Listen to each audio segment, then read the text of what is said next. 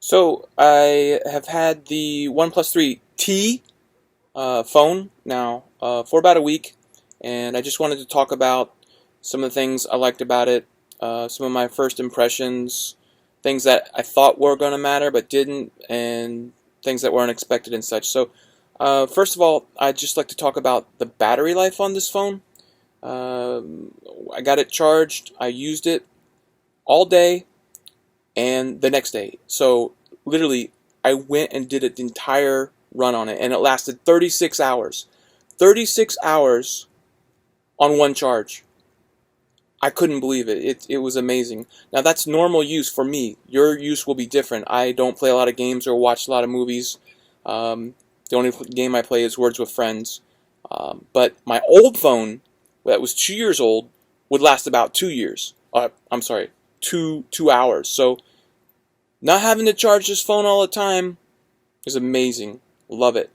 The next thing I want to mention is the USB-C, which is a new standard to plug your phone in. And I really didn't want USB-C at all because I have all these other cords, and you probably do too, that are not USB-C. But after using it for a while, I found that you can put it in both ways. So you're not going to, we're always having problems jamming it in the wrong way and then denting your phone.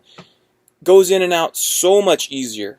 So I really, really come to like that. And the fact that I don't plug it in, but once a night, I don't have to worry about it anyway. So I thought I was going to have to get cables for my car, cables for work, but I only have one cable. I only need one cable.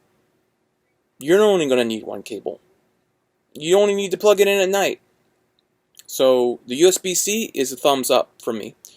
The next thing I want to mention is the speed charger. This I thought was kind of silly. Why would I need a speed charger? I plug it in at night. Or during the day. My old phone, I had it plugged in all the time. But anyway, and this phone is generally charged all the time. But a few times I forgot to plug it in at night, and the next day it was low. Plugged it in 30 minutes. I got like about a 60% charge, and 60% charge for me is going to last all day. Amazing, so much better. Love it. I got one charger. It's fast. The speed charger is real though. You're going to like it too. This is my point. Okay, so the hard drive. I'm not somebody who uses a lot of stuff, but this has a 64 gigabyte hard drive. I thought it was a little bit bigger than I needed, but anyway, gigabytes are kind of cheap now. My old phone had a 16 gigabyte hard drive, and it was a pain in the butt because I always had to think about deleting stuff. I had some music on there. This one, the best thing about it is I don't worry at all about deleting anything. I don't have to. I don't think I'll ever use 64 gigabytes, but I'm so glad to not have to delete pictures, and I can put all my music on it too. So then the new fingerprint scanner right here, this is something that I thought was kind of stupid. I saw it on other phones. I'm like, why do I care? I swipe, or you can put in a code. But the thing is, it turns out after using it, I really do like it. I have the swipe and the fingerprint, the thumb reader. It's fast, and it generally doesn't mess up. So I like having my phone locked. Maybe you don't care about it, but I thought it wouldn't work, or it would just be really slow, but none of that has come to be true. So the fingerprint scanner, thumbs up. Okay, the size. I don't like big phones. So I had a 5-inch screen before. This is a 5.5, I think. My big concern getting this phone was going to be too big for my hands, and I couldn't use it with just one hand. And I found that I can use it with one hand. It's not as good.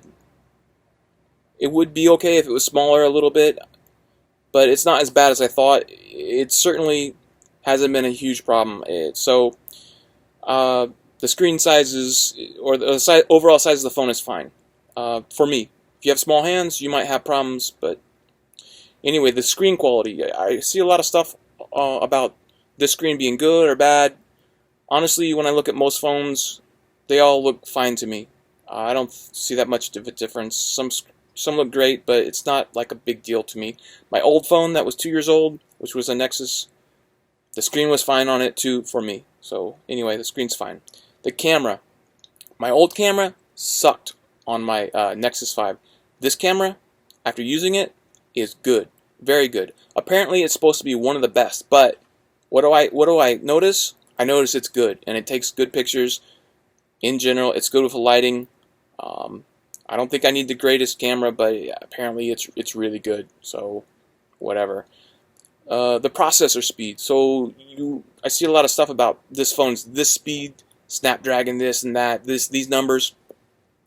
I don't notice any problems with it being slow. It's responsive. I don't do any high-end gaming, so maybe it doesn't affect me. My old phone that was 2 years old, I didn't have any problems with that either. So maybe I'm not a power user. I don't know. Anyway, the speed's fine. So the very last thing I want to mention is the best thing about this phone. And I knew this before I was getting the phone, but it's cheap. It's super cheap compared to an iPhone 7 or another high-end phone. Some of the Galaxies, things like that, are $700–800.